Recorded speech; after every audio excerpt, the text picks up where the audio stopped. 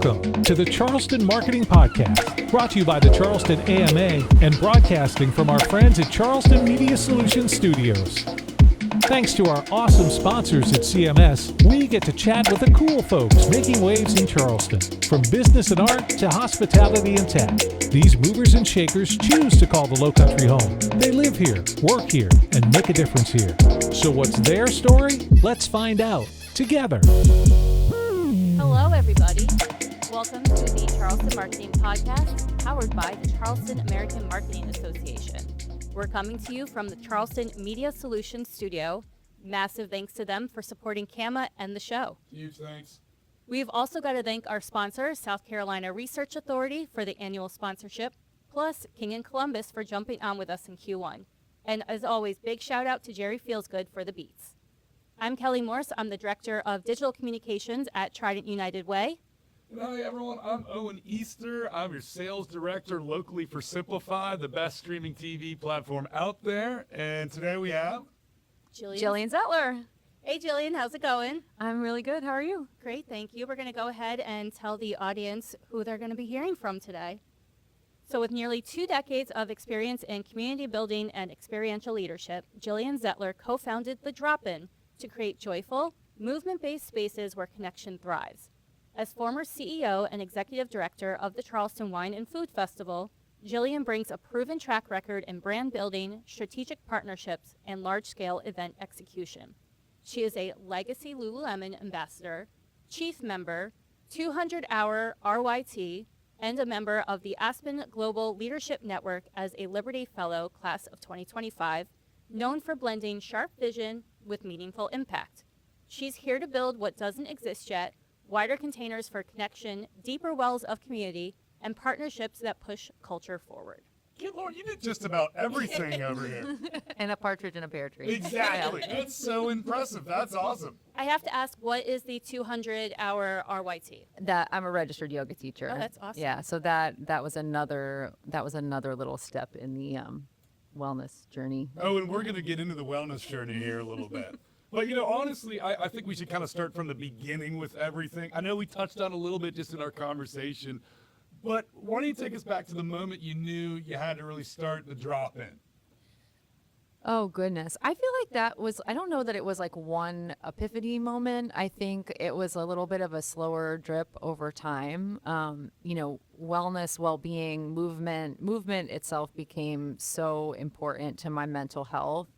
And my co-founder, who's not here today, Chandler Frisbee, she and I had so many conversations over time about where we thought there was space to make bigger meaning and bigger impact within wellness. And I feel like everybody's talking about it now, right? Oh, my God. I mean, it seems like, and I don't want to say a buzzword, but it's more important than ever. It just seems like people's mental well-being and their physical well-being is, golly, it's going downhill for at least the last couple of years. Yeah, so I mean, and a big part of that, if you rewind back to, around 2022, the Surgeon General at that time had declared a national state of emergency for the loneliness epidemic. Right. And so Chandler and I at the time were saying, look, we love to move, but it feels like a lot of the spaces that we're in are super transactional. You come in, you come out, you do your 45 minutes, you leave, and even if you get a short hit of that dopamine rush from moving your body, you leave feeling like, do I know anyone? Did I, where is the connection? So that was really where the drop-in was born from, and it wasn't necessarily with a brick and mortar in mind from the beginning. But after a couple of years of pop-ups and retreats and all sorts of experiences, we knew we wanted to lay down roots somewhere. How did you get started with the pop-ups even? What kind of was the inspiration for that? How did you pick some of the locations that you went to? Tell us about that. So the first event that we did back in, January of 2023 was an event that we called Happier Hours. And we purposefully launched in January because it's actually known as one of the most depressing months of the whole year. I mean, you hear people make the jokes, right? It's the 750th day in January. I know, but it's true, though. I mean, you see it all the time. Yeah. People crash after the holidays. Well, exactly. And why is that? It's because, either people were home for the holidays and they have complicated relationships with their family. It could be that they were home for the holidays and they had a great time, but it feels like really anxiety driven to return to work. Like there's all sorts of things that roll into making January stressful, financial strains, things that like the push to buy things that you can't afford. And I mean, there's a million things that roll into it. But we purposely did that event in January because there's something known as Blue Monday where there's actually suicide rates that skyrocket in that month as well. So we wanted to schedule something for people to look forward to, and we wanted that thing to be a point of connection. So the event didn't really center Chandler or I as facilitators, but as hosts. And we welcomed a dear friend of ours, Kristen Sudeikis, who has an incredible dance studio called Forward Space in Manhattan. She came down and did this really cool dance movement class. And Mary Lambert, who some of you may know as singing the hook on Macklemore's Same Love. Oh my goodness, I didn't know that. Okay. So she came down and she sang, and cool enough, Mary's coming back for Pride Week with us at the drop-in in June, which is really cool. That will be super fun. I mean, that was kind of an all-star cast there for the launch. And and I slid into her DMs on Instagram, and I just told her what we were setting out to do. We didn't even have. Take note, everybody. It's okay to slide into some DMs over here. We didn't have a logo. We had no website. I mean, we barely had any followers on Instagram at that point, and she was just like, I like your mission. I like what you're setting out to do. And so that event had over 200 people at it. Wow. And there were pop-ups and all sorts of things that happened after that. I mean, you guys hit the ground running pretty much at the start from what it sounds like a little bit. I mean, there's a lot. I mean, that shows you especially there's a need for it in the Charleston community and probably other places too. I wanted to ask you a quick question at the same time. So, the drop-in's got that name. Where did that come from? Was that something personal to you all? So we had played around with a lot of different names, and I know I called Chandler at one point, and I was like, I think that I've got it. And so, the idea of a drop-in is a familiar phrase in fitness. If you've tried a new place before, purchasing a drop-in means it's a one-time class. It's a way to put your toe in the water. But for us, it was this idea of not just that, but dropping into your body and your breath, right? Like there's that idea of relaxing your shoulders and sitting a little bit more deeply in whatever practice you're in. I also grew up in a small town in Vermont, so you would hear people say things like, gosh, if you're in town, like just drop in. It's totally fine. I totally thought of that. Yeah. That's awesome. So that's super cool. I didn't even think about that. So it's got multiple meanings here, which is awesome. Yeah. Yep, that's where. And so she agreed. She was like, I think that's it. So we rolled. We got it on the LLC and all the things. That's really cool. Yeah, and so you guys built it on 3 principles. Now describe those principles and kind of, again, what they mean to you all day, right? It's movement, music, and travel. Music, movement, and travel are definitely those pillars that we think about. The first thing after that Happier Hours event was that we actually shipped 30 spin bikes to Austin, Texas. And we decided we wanted to have our first retreat domestically. And when we sent the spin bikes to her sister's house, they were put together in her sister's garage. Chandler has Texas roots. And we also wanted to make sure that, there's this idea within the drop-in of being a human pollinator. And that's like leaving people in places better than you find them. Yeah. And, I think living here in Charleston, locals could also agree that sometimes it feels like tourism is constantly happening to you. Absolutely. As someone who ran one of the largest events in Charleston. Oh yeah, probably yeah. It's a push-pull, right? Because you feel like you're doing something good, and then you also feel like sometimes locals are really just stop telling people to come here, right? So there's a mindful way to travel and to be a great visitor, and we wanted to start out of the get-go being able to share experiences in a way that we thought were really caring for the way that we moved through a new place. Absolutely. I mean, I think that's so cool. And you mentioned you worked for one of the largest festivals in Charleston and probably down the East Coast too, Charleston Wine and Food Festival. And we'll get to that here in a second, but how was it difficult to really balance the kind of startup of the drop and the Charleston Wine and Food Festival at the same time and all of the other things you were doing in our community in places like Austin, Texas as well? So, I mean, I had shifted away from the Wine and Food Festival. I resigned in 2022. And I think it's also fair to say that, I was trying to grapple a little bit with my own identity. When you have a job that is that big, it can feel like it's who you are and not what you do. So I feel like what kept returning to me was that I wanted to do something where I felt like I was in a little bit better alignment with the things that I felt like were the most important for me, and to be more impactful. And that movement with mental health, and for me, it's like my biggest sources for happiness are connections to other people. It is traveling other places to be able to like get outside of your bubble and to have your mind expanded by the way that other people move through the world.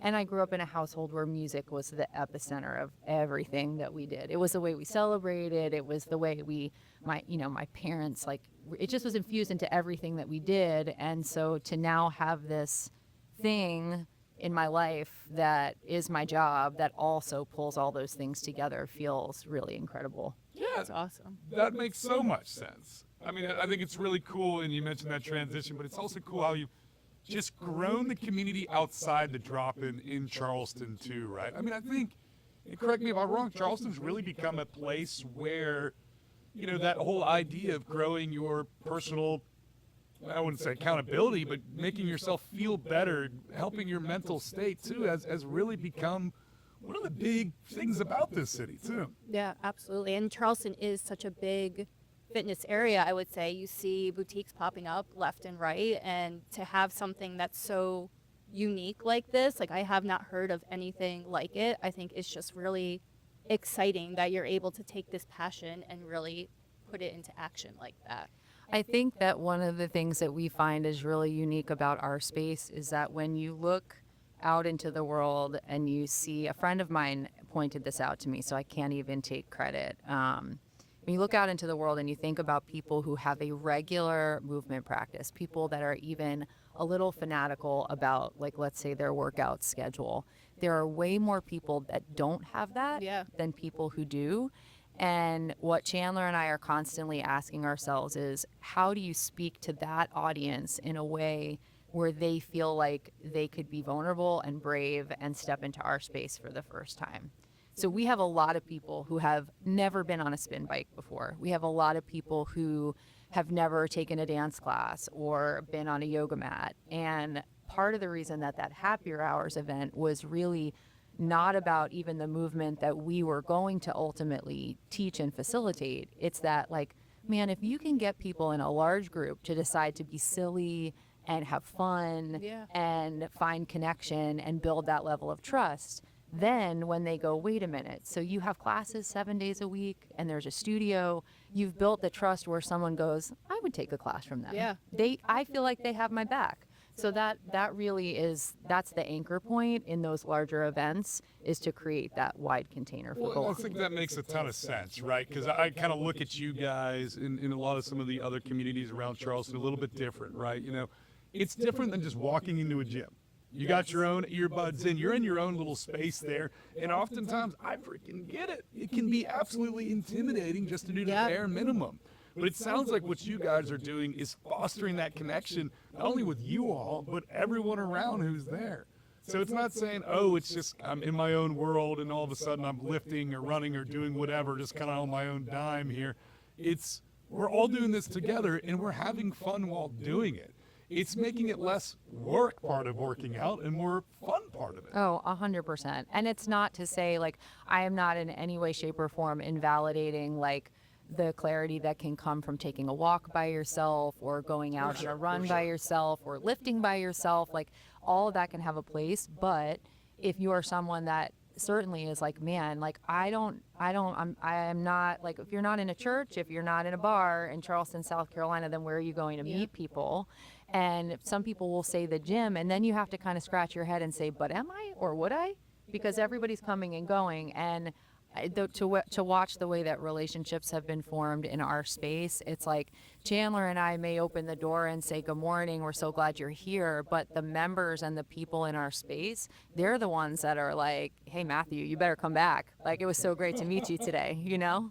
It's super empowering, and I even like just reflect on myself. Like, I need that commitment to, commit not only to myself, but to commit to others that I'm also going to show up in that space for them. Yep. And that really sounds like the community that you're building is really that empowerment for people to take that next step for their community. Yeah, it absolutely is. Well, it also makes it fresh, right? The good thing is you're kind of doing always something a little bit unique and a little bit different.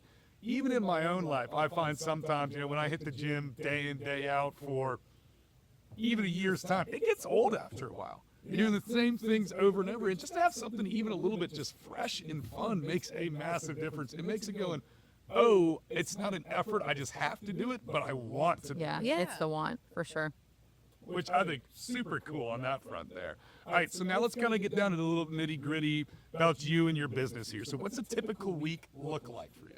Oh my gosh, I wish it was typical. I don't think that we've hit that point yet. I would say that entrepreneurship is definitely the hardest thing that I've ever done. And I would include the Wine and Food Festival in that, which, hats off to anyone that's ever been a part of that event. It's a monster.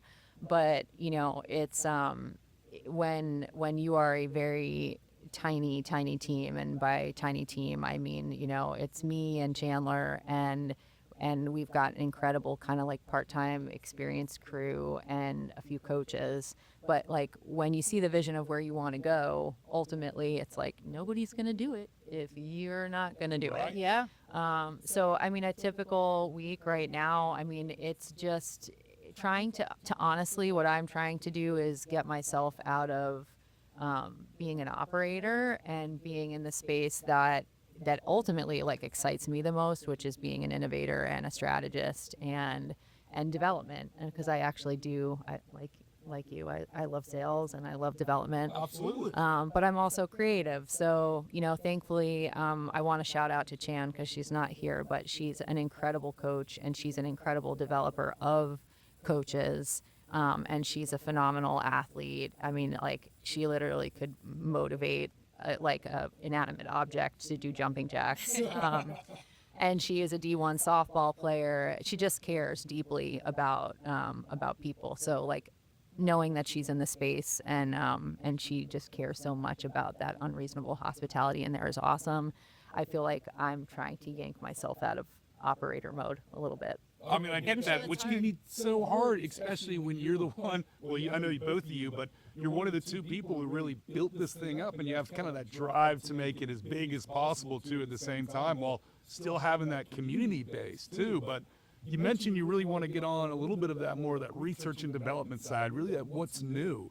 Is there kind of some plans you can touch on that's coming up in the near future, anything like that? Well, I think that one of the things that excites us about the space that really is kind of where that collaborative spirit was born from is that, for example, at the end of May, we're welcoming back Kate Moon is a master yoga instructor. She had a studio here for a while in Charleston. She's got an incredible following. She spends most of her time in Panama now. But she's doing a residency at the drop-in at the end of May. That's good to know. Yeah. Follow her. Yeah, so she'll be there doing classes at the end of May. Chandler and I will be leaving next week to go to Italy for 10 days. We're hosting a retreat in Italy. But I guess part of it is this idea of welcoming in people not only that have had roots in Charleston, but more than that, are coming to Charleston as guests. And maybe it's a little bit of it as a hangover from wine and food and guest chefs and things. But I remember hearing when I was running the Wine and Food Festival that chefs and restaurateurs, like, the number one reason that they participated in the festival was to forge connections with people that were not local, and for their folks that were working in restaurants to be connected to people that they may never have had the ability to go to the restaurant in LA or the restaurant in Chicago or whatever.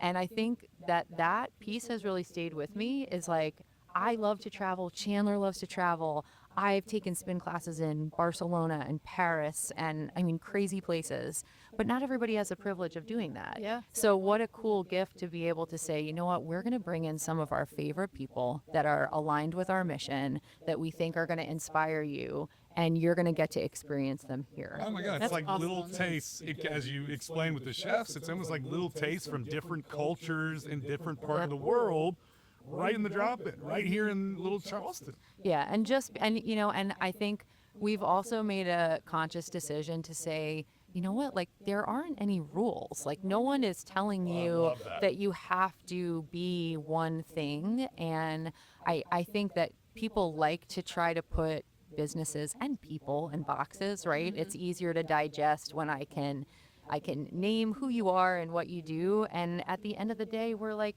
you know what? No, we're going to have an acoustic night with Mary Lambert for 35 people in our space with a piano. We're going to do that. Nobody's telling us that we can't. You know, we're going to have a live podcast in our space by the fireplace. And that was why ultimately the studio is built in a renovated 2-story Craftsman bungalow. The upstairs is the spin studio, and we maintained a lot of elements of the house so you feel like you're in a home. I love that. And downstairs is the Matt dance studio, but it offers as a flex space so that we can use it for community events and fireside chats and all sorts of things when we're not teaching class. Oh my gosh, sounds amazing. Wish we could have a fire and down the place a little bit. No, maybe I not. don't think they'd like that. That sounds absolutely delightful, though. So I'm curious, all right, we're talking about the drop-in and everything and what you want to do a little bit in the future. Now I got a hard one for you here. What is really the hardest part that maybe you didn't expect about the drop-in? For me personally, goodness, I'm honest to a fault sometimes. I will say I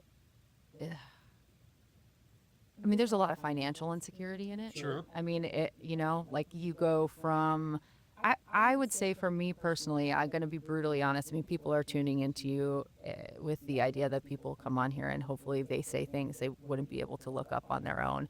I think, when you get to a certain point in your career, there are moments where you feel like you are supposed to just keep climbing. And I think for me, circa 2022, I made some decisions where I feel like I had to keep validating how hard I had worked to be an executive director, C-suite person.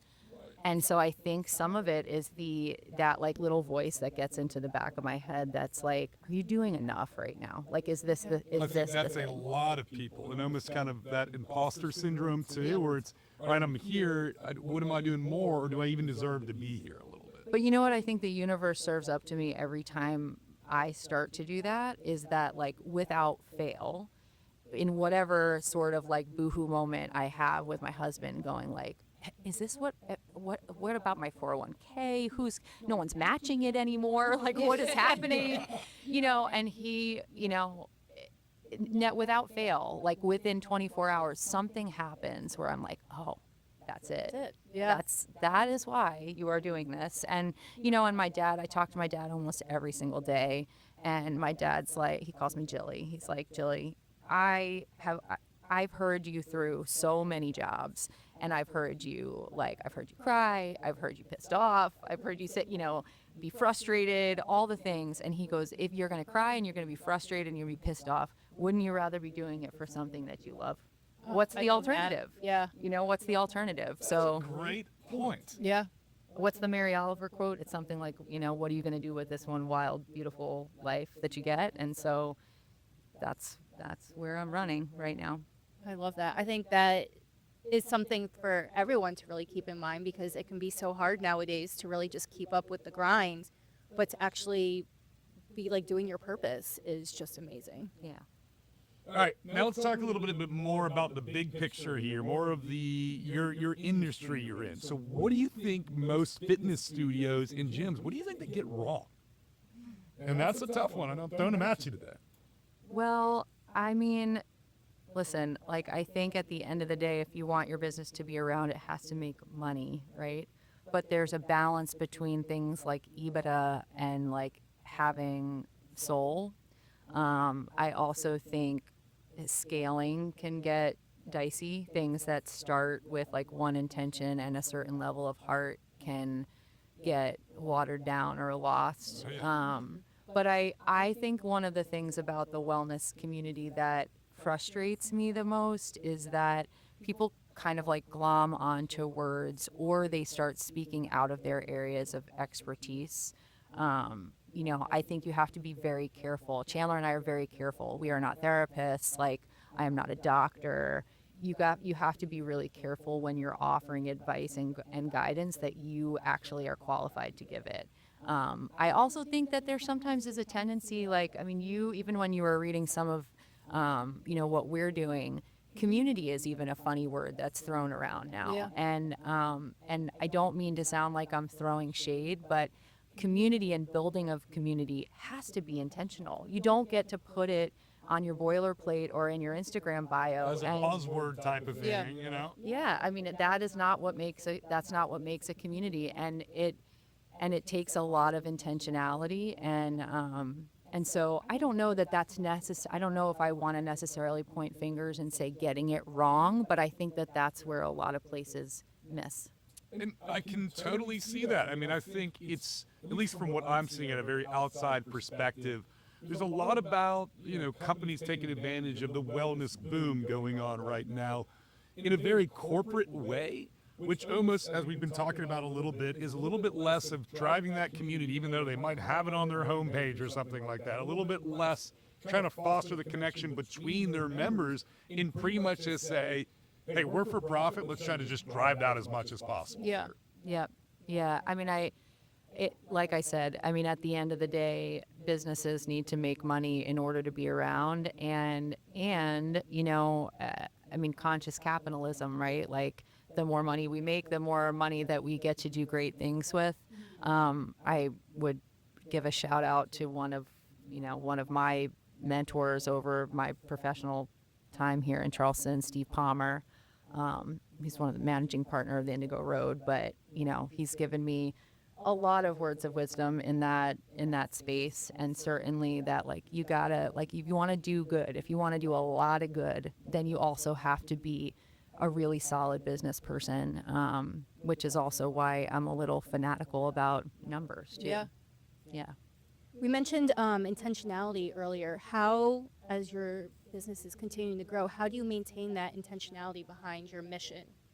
Well, I think that again, this has been something that I think has hit the internet by storm over the past couple of years. But it really drills down to your why statement and knowing really clearly what your mission is and what you are for and what you're not for. And if you have spent the time to understand why you exist, then it becomes so wonderful to be able to use that as a filter for all things. And I think that's where I'm really grateful for spending so many years in a nonprofit environment, actually, because the best nonprofits are really clear about the mission that they're driving towards.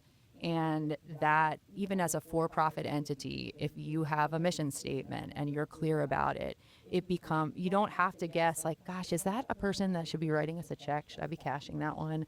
Or is that an event that we should collaborate on and be a part of? When you are clear about those things, it's really easy to go, thank you so much for thinking of me, but I don't think that that's for us. Yeah. Totally understand. I mean, that whole thing's, you live in a very interesting industry too, right? And I kind of mentioned it earlier, and I know you know more than anyone. We're sitting here in what I would consider a wellness boom at the moment. Yeah. I think there's a little bit more, not only in the fitness space, but even beyond. GLP-1 is kind of one of those hot words going around right now too, which I think anyone would say has its place, right? But not everything. Do you see this kind of being a permanent culture, or we'll continue to see this wellness boom extend? Or do you see it almost a little bit more like a bubble that's got a certain lifespan to it? I don't know. I mean, there's a lot of grifting going on, and I think I think the really dangerous part about that too is that I don't know that I think people are any less lonely than they were before, but they're being sold a lot of snake oil about what fixes it. So I think I don't know about a boom or a bust or whatever, but I do think that places like the Drop-In need to exist for that very reason. that you need places for people to genuinely be able to connect, to be encouraged as, my son's here sitting in the back of the room. What do they say, Ethan? To get out there and touch grass, You've got to, we're not saying that you come to the drop-in and all things are better and fixed, but hopefully it's a place that you get to take some big deep breaths, that you get to work through some things in your head, and that ultimately, I don't know, that you're moving your body and you feel like you're connected to other people. We're not there to necessarily serve up answers, Yeah, 100%. Yeah.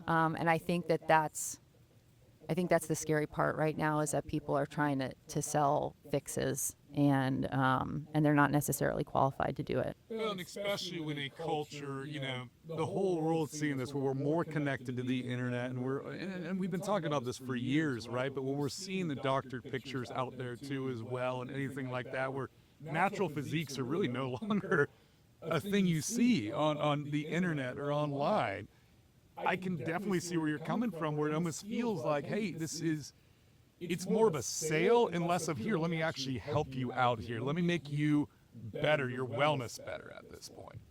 I don't even see it. I would challenge that a little bit. I don't know that we're looking to make anybody better, Sure. I mean, your body's your body, and I think that for a really long time, especially as a woman, you at a very early age are having people tell you that it's got to look and move through the world in a very specific way. For sure. I mean, I'm glad that social media didn't exist when I was a teenager, or a young woman, and I just think that we are striving to be a place where you feel like you can show up as yourself, and build strength and mental toughness. And we talk about, our mission statement is to be a space that cultivates resilience and builds joy.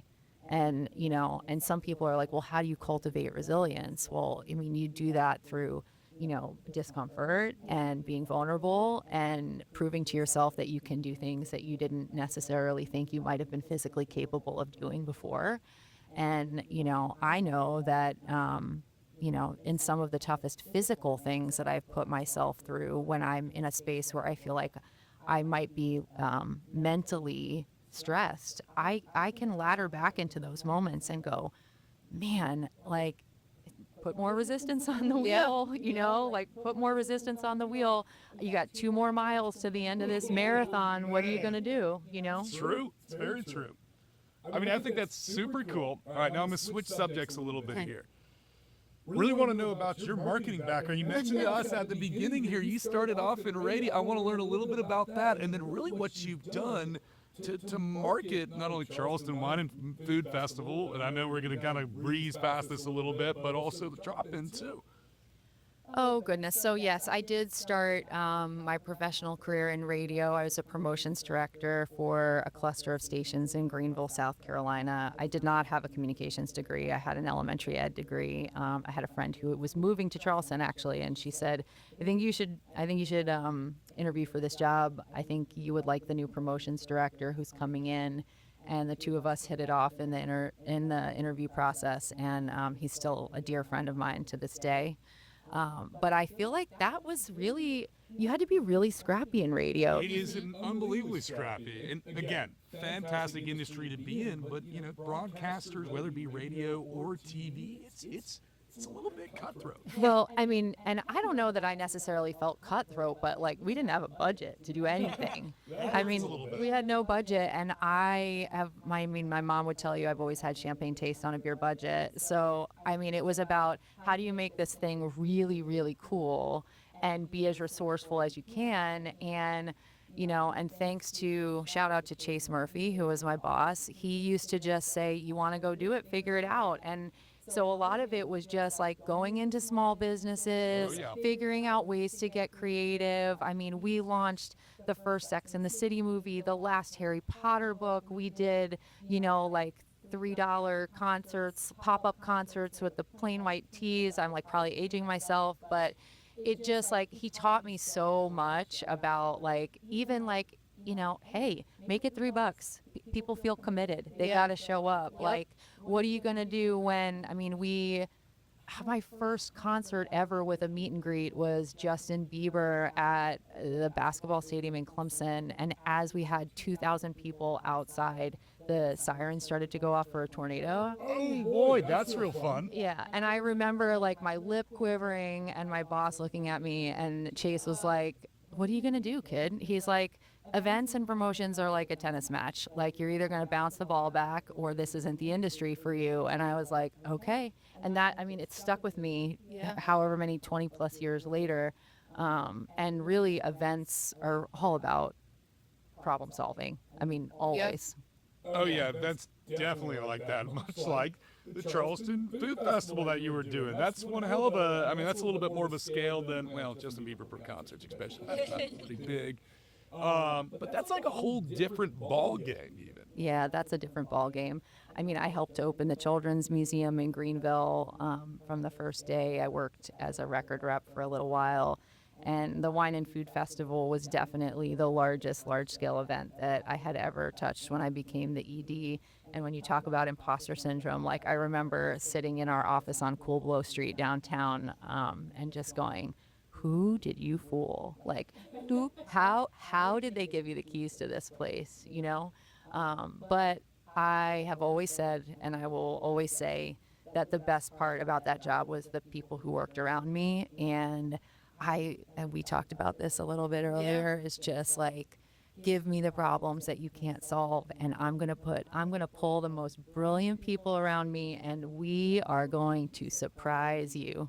And I kind of feel like that's why, you know, when I say the drop-in like is overwhelming, and I don't know what week to week is like, at the end of the day too, there's just something that just really excites me about waking up in the morning and going like, you want to take 20 people to Italy?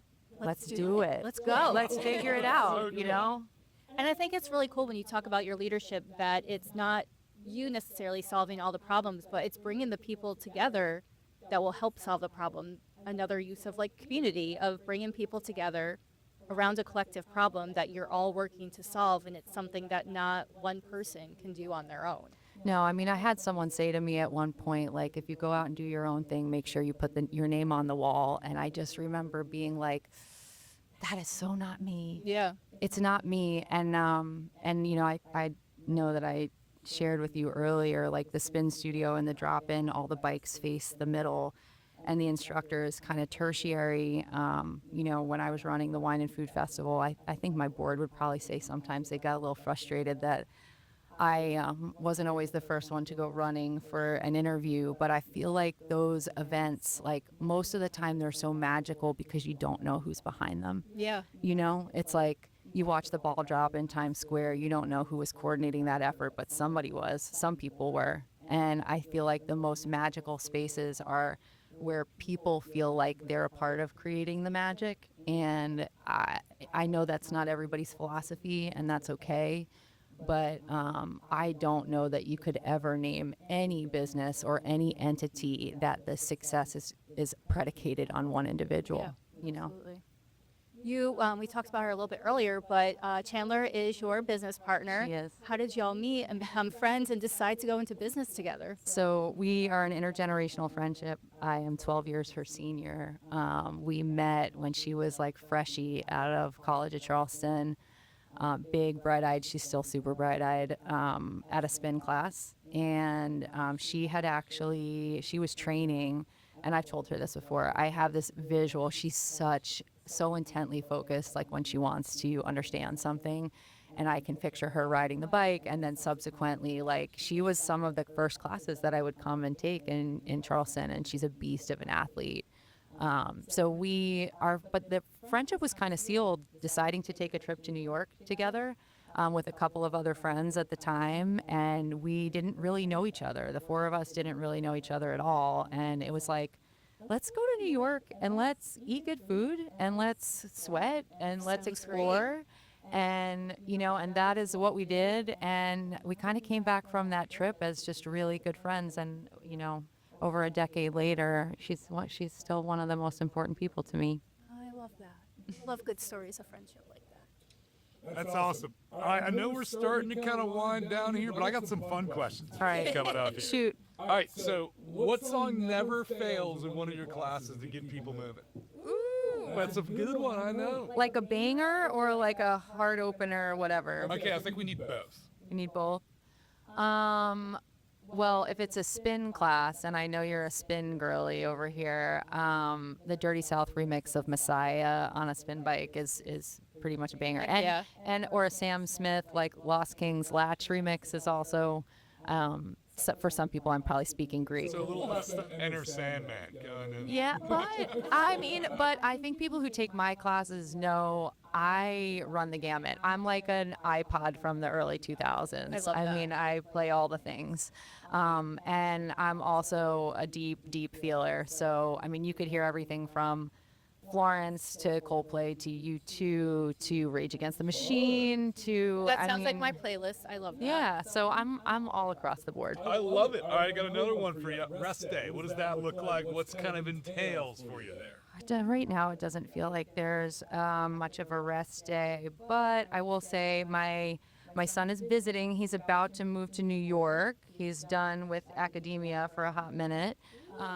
But my daughter and my husband and I love to grab a cup of coffee and to do a little vintage market movement. So usually we head over to the refinery if there's a vintage market happening. We leave with a T-shirt or two. And if you know me, you know that coffee is pretty much running through my veins at all times. So, What's your go-to coffee place around here?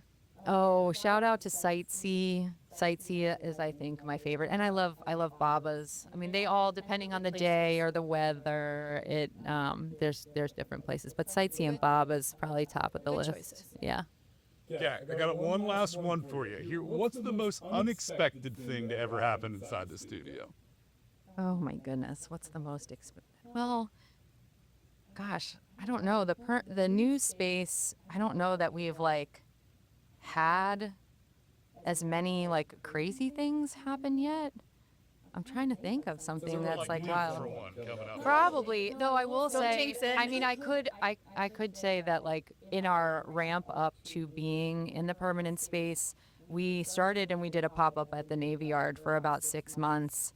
And the like weekend we opened in June, it was like 110 degrees outside. And I, with my wine and food background, I'm like, I want the clear top tent. It's going to be so luxe and look beautiful. And if you can imagine being under a clear top tent and 110, you're like an ant under a magnifying glass. So then we did a pop-up out at Town Center in Mount Pleasant when we left there for about a month. Shout out to Kathy Herman, who's the marketing director. She's an absolute queen. And we were right behind the Oaks in Town Center. Yep.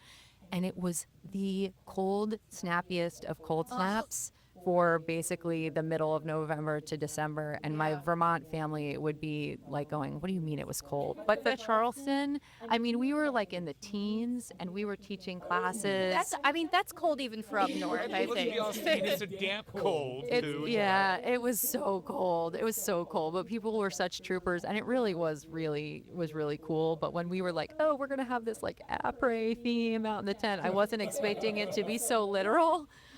So I feel like that was wild. But yeah, I mean, it's just been an adventure, and I've also learned that I really like having roots. Like I know some people are super nomadic.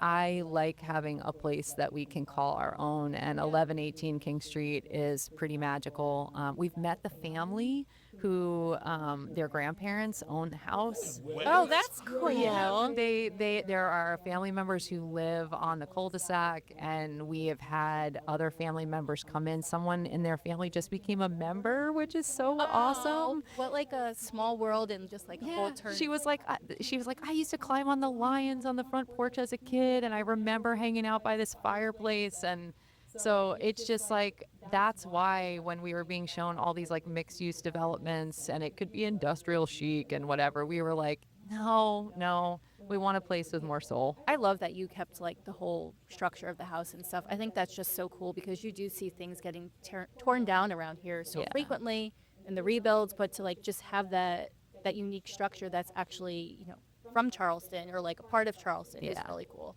Yeah, the low line will eventually open up to where we are too, and so we're really just we've been really excited to just welcome so many people from the neighborhood into the spot too. Well, that's That's awesome. awesome.